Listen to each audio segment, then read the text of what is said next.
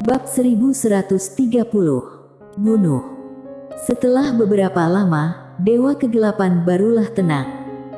Saat ini, dia telah menerima kenyataan bahwa Mileye yang melakukan semua ini. Semua ini dilakukan oleh Mileye sendiri. Mileye membantai seluruh dunia kegelapan seorang diri. Apalagi, Mileye sepertinya sudah berhasil menerobos. Mata Dewa Kegelapan perlahan tertutup. Kerugian kali ini terlalu berat. Setelah beberapa saat, Dewa Kegelapan tiba-tiba berkata, "Dunia atas tidak bergerak." Master Dunia Kegelapan menggelengkan kepalanya. Tidak ada. Mendengar ini, ekspresi Dewa Kegelapan langsung menjadi ganas. Tidak ada yang membantu. Dunia atas memintanya pergi ke kerajaan Great Wild untuk menarik Mileye. Mileye ini datang ke dunia kegelapan untuk membantai, tetapi dunia atas tidak bergerak. Tidak bergerak. Dewa Kegelapan perlahan mengepalkan tangannya. Saat ini, Wijaya tiba-tiba berkata dengan ganas di sampingnya berkata, "Mereka memanfaatkan kita." Dewa Kegelapan mendongak, tanpa ekspresi. Pada saat ini, di atas kepala mereka, ruang hampa tiba-tiba terbelah, dan segera setelah itu, seorang pria keluar dari ruang hampa. Melihat pria ini, wajah Master Dunia Kegelapan di lokasi tiba-tiba menjadi seram. Sekarang mereka, bisa dibilang tidak ada sedikit pun keberpihakan pada dunia atas. Pria itu berjalan menuju Dewa Kegelapan, tubuhnya ilusi, bukan mayat, bahkan bukan jiwa, hanya sebuah proyeksi sederhana. Pria itu melihat sekeliling, lalu berkata pelan, "Maaf, ini sesuatu yang tidak kami pikirkan." Dewa Kegelapan menatap langsung ke pria itu. "Mengapa kalian tidak bergerak?" Pria itu menggelengkan kepalanya. "Bukannya kami tidak mau bergerak, tapi kami dihentikan oleh Tiandao." Tiandao. Dewa Kegelapan menyipitkan matanya sedikit. "Bukankah dia sudah ditahan kalian?" Pria itu berkata pelan, "Dia sudah keluar." Keluar. Mendengar ini, ekspresi Dewa Kegelapan tiba-tiba menjadi sangat jelek. Tiandao. Tentu saja dia sangat takut pada wanita ini. Pria itu berkata pelan, "Kami meremehkan Mileye dan orang-orang di belakangnya, dan bahkan lebih meremehkan Tiandao ini. Oleh karena itu, kami sekarang akan menyelidiki mereka kembali." Dewa Kegelapan menatap pria itu. Lalu apa yang harus dunia kegelapan lakukan? Meski sangat marah, dia tahu betul bahwa dunia kegelapan saat ini hanya bisa bertahan jika dekat dengan dunia atas. Dunia kegelapan yang sekarang, tidak mungkin bersaing dengan Mileye dan Tiandao. Pria itu berkata, "Diam tak bergerak." Dewa Kegelapan sedikit mengernyit. "Diam. Bagaimana jika Mileye yang bergerak?" Pria itu merentangkan telapak tangannya, dan sebuah gulungan hitam tiba-tiba muncul di tangannya. Dia membentangkan telapak tangannya. Gulungan hitam itu tiba-tiba berubah menjadi cahaya hitam dan menghilang ke langit.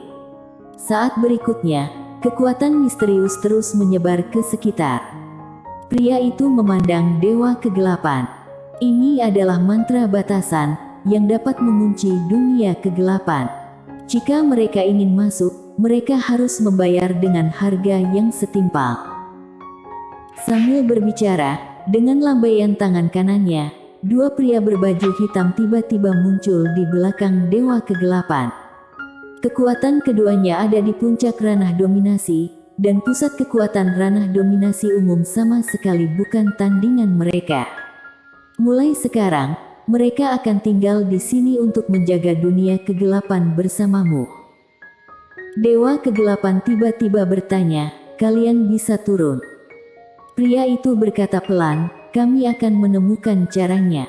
Pokoknya, kamu hanya perlu memahami bahwa kami bertekad untuk mendapatkan ruang buku." Dewa Kegelapan menatap pria itu. "Lalu apa sebenarnya ruang buku itu?" Pria itu menggelengkan kepalanya. "Jangan tanyakan sesuatu yang tidak perlu. karena aku sendiri pun tidak tahu apa yang ada di ruang buku. Dewa Kegelapan terdiam. Pria itu berkata, tunggu pemberitahuan dari kami. Kali ini, kita telah kehilangan banyak. Jika kita ingin menyerang lagi, kami harus membunuh dengan satu pukulan. Selesai berbicara, tubuhnya berangsur-angsur menjadi tidak nyata, dan setelah beberapa saat, dia menghilang di depan Dewa Kegelapan. Setelah pria itu menghilang, Wijaya di belakang Dewa Kegelapan tiba-tiba berkata dengan berat, kita seharusnya tidak mempercayai mereka. Dewa Kegelapan berkata pelan, jika kita tidak mempercayai mereka, siapa lagi yang akan kita percayai? Sekarang, hanya mereka yang bisa melawan Mileye, melawan Tiandao itu. Wijaya terdiam. Dewa Kegelapan menggelengkan kepalanya. Kita tidak punya pilihan lain. Wijaya melirik Dewa Kegelapan, dia ragu untuk berbicara. Dewa Kegelapan berkata pelan, aku tahu apa yang kamu pikirkan.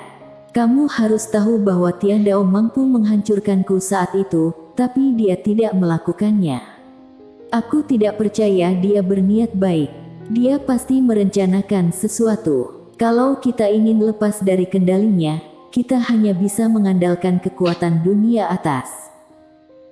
Wijaya ragu-ragu sejenak, lalu berkata, tapi sekarang tampaknya dunia atas sama sekali tidak memiliki kemampuan untuk membunuh Mileye dan Tiandao. Dewa Kegelapan berkata pelan, kita lihat saja dulu, aku percaya bahwa dunia atas tidak akan memiliki kekuatan sekecil itu. Mari kita tunggu dan lihat saja. Sambil berbicara, dia melirik mayat-mayat di sekitarnya, dan wajahnya berangsur-angsur menjadi mengerikan. Klan penyihir. Mileye sedang berbaring di tempat tidur, di sampingnya ada Amu. Saat ini, niat membunuh dan aura kekerasan di tubuh Mileye telah hilang, namun dia belum juga sadar. Amu menatap Mileye di depannya dengan ekspresi rumit. Dia akhirnya sadar. Jangan lihat pria ini yang suka tertawa dan bercanda, tetapi jika menyangkut saudara perempuannya, Lin Siye, dia seperti orang gila. Saat ini, Mileye yang sedang berbaring di tempat tidur tiba-tiba menggerakkan tangannya, dan Amu dengan cepat memegang tangannya, lalu berkata pelan, kamu sudah bangun. Mileye perlahan membuka matanya, saat berikutnya, dia tiba-tiba duduk, lalu menatap Amu. Di mana adikku? Amu segera berkata, jangan khawatir, dia baik-baik saja, dia baik-baik saja. Baik-baik saja. Mata Mileye terpejam perlahan, saat ini, pikirannya agak kacau, dia hanya tahu bahwa dia pergi ke dunia kegelapan, dia tidak bisa mengingat hal lain. Kondisi gila. Amu tiba-tiba berkata pelan, tidak ingat. Mileye mengangguk. Amu berkata dengan berat, kamu pergi ke dunia kegelapan dan membantai banyak makhluk kegelapan. Sambil berbicara, dia menceritakan apa yang dilakukan Mileye di dunia kegelapan. Setelah beberapa saat, Mileye membuka matanya, berkata pelan, apa aku sudah menerobos? Amu mengangguk. Mileye membentangkan telapak tangannya, pedang eter muncul di tangannya, tapi pedang eter terlihat normal. Dia sendiri juga normal. Mileye menatap Amu, dan setelah Amu terdiam sejenak, dia berkata pelan, mungkin ada hubungannya dengan kekuatan garis darahmu. Ketika kamu dalam keadaan itu, kekuatanmu telah berlipat ganda. Kondisi gila. Mileye menggelengkan kepalanya. Meskipun keadaan itu akan meningkatkan kekuatannya secara dramatis, kondisi itu tidak dapat dikendalikan. Saat ini, Amu juga berkata, meskipun kekuatan tempurmu di saat itu melonjak, tetapi kerugiannya terlalu besar. Karena kamu bahkan membunuh orang sendiri. Terlalu gila. Jadi, lebih baik jangan masuk ke keadaan itu. Mileye tersenyum kecut. Dia juga tidak ingin memasuki kondisi itu, tetapi dia menemukan bahwa selama dia marah, dia secara otomatis akan memasuki kondisi itu. Mileye menggelengkan kepalanya, tanpa banyak berpikir, dia menatap Amu. "Bawa aku menemui Lindsay." Amu mengangguk. Selang beberapa waktu, Amu membawa Mileye ke kuburan. Begitu mereka memasuki pemakaman, tetua penjaga makam muncul di depan mereka berdua. Tetua penjaga makam melihat Mileye sudah kembali normal. Mileye mengangguk dan tersenyum kecut. "Senior, kamu tidak menjelaskannya saat itu." Tetua penjaga makam menggelengkan kepalanya. "Kamu sudah lari tanpa mendengar penjelasanku. Anak muda, kamu harus sabar, kamu terlalu gegabah." Mileye mengangguk. "Iya."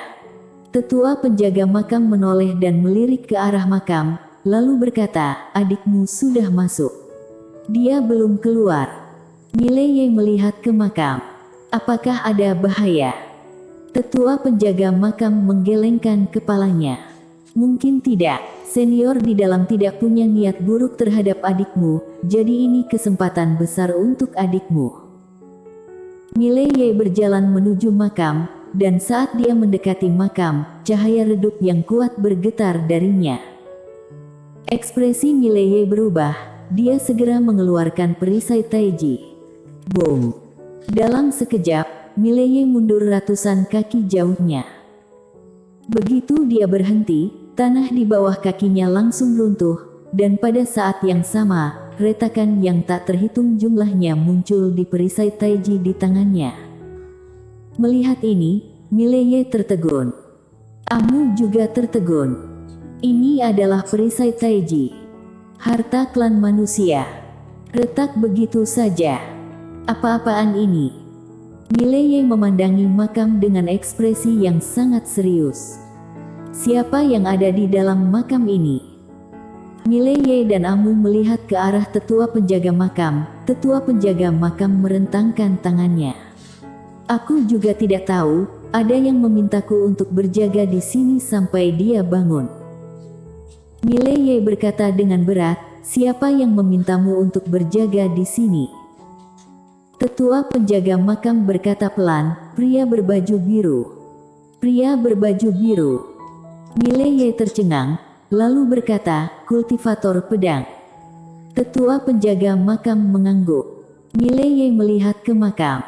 "Dia tidak memberitahumu siapa yang ada di dalam makam." Tetua penjaga makam menggelengkan kepalanya. "Dia hanya mengatakan bahwa ada kerabat yang sangat penting di dalam sini, dan jangan coba-coba mendobrak makam ini dengan paksa." Tidak tahu apa yang dimasukkan si putih kecil dan gadis kecil itu di dalamnya, itu pasti sesuatu yang sangat berbahaya. Si putih kecil. Raut muka Mileye menjadi sedikit aneh, si kecil tidak mengubur manisan hau di dalamnya, kan? Mileye menarik pikirannya, dia melihat ke arah perisai taiji, saat ini perisai taiji telah kembali normal. Untungnya, perisai taiji ini memiliki kemampuan penyembuhan diri. Kalau tidak, itu akan terlalu menyakitkan. Saat ini, tetua penjaga makam tiba-tiba berkata, "Jangan khawatirkan dia lagi." Mileye mengangguk pelan, dia masih bisa merasakan aura Lindsay, tapi dia tidak berani mendekati makam itu begitu saja. Jelas, pemilik makam tidak membiarkan orang luar mendekat. Namun, siapa yang dimakamkan di makam ini? Kerabat pria berbaju biru. Mileye tidak bisa mengetahuinya. Saat ini, Amu tiba-tiba berkata, "Apa yang harus kita lakukan selanjutnya?" Mileye berkata dengan berat, "Apakah Alo sudah menerobos?" Amu menggelengkan kepalanya. "Belum. Jangan terlalu khawatir, Queen sedang menjaga kerajaan Great Wild secara diam-diam." Mendengar ini, raut muka Mileye sedikit lega. Dunia atas. Mileye menatap ke langit, ekspresinya berangsur-angsur menjadi ganas. Kali ini, dia tidak menyangka dunia atas akan mengganggu Lindsay. Untung tetua penjaga makam ini cukup kuat, kalau tidak, Lin Si Ye pasti dalam bahaya. Juga dunia kegelapan.